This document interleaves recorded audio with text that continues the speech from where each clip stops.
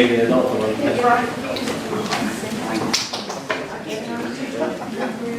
And seriously, for anybody who's never been here before, we normally do have little kids up here, so humor us for a minute.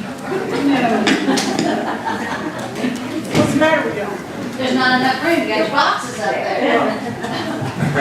It's your boxes. Kids are too big.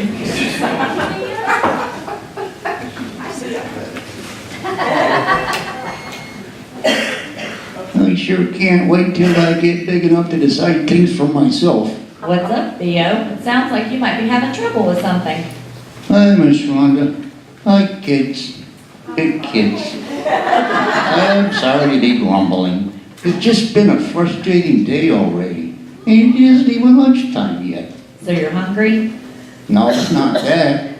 I have to help my cousin Phil with his chores every day this week. And it's not fair. I do my chores. And he gets to lay around and watch TV and eat candy while I do all of his work too. He doesn't even have to go to school. Can you believe that?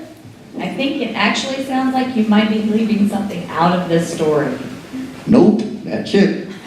Okay, so start from the beginning. Why are you having to do Cousin Phil's chores?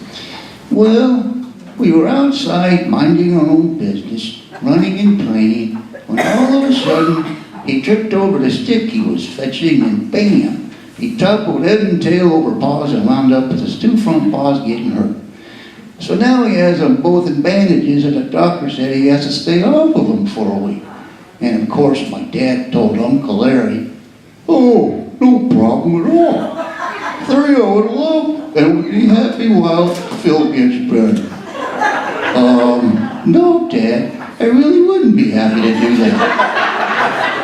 But thanks for asking. Ouch, I hope he's okay. Of course he's okay. He gets to lay around the house while I have to do all the chores. Theo, it sounds like you may learn something from today's lesson that will be with you forever. We're talking about how to be an obedient servant. Yeah, Miss Ruth Nan told me that last week. And I already told her that I might have a problem with being obedient. This servant business is a hard job.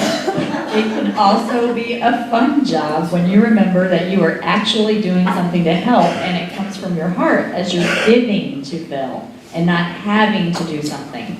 When you're doing something that comes from your heart, you're being an obedient servant. Your heart feels good because you are helping someone, and I think that is what you can focus on instead.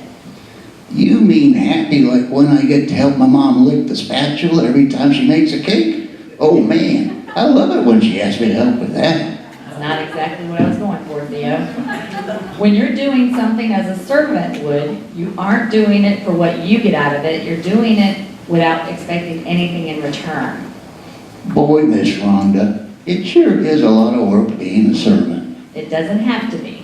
Remember to come with your heart open and be ready to give to make someone else happy. That will be a really good way to start every time. Okay, I will. You know what? It really does make me feel kind of better about helping him out. You kids can look for somebody to help this week too. Think about how you can do that every morning when you wake up and remember, God loves you. Bye-bye, big kids. Bye. Bye.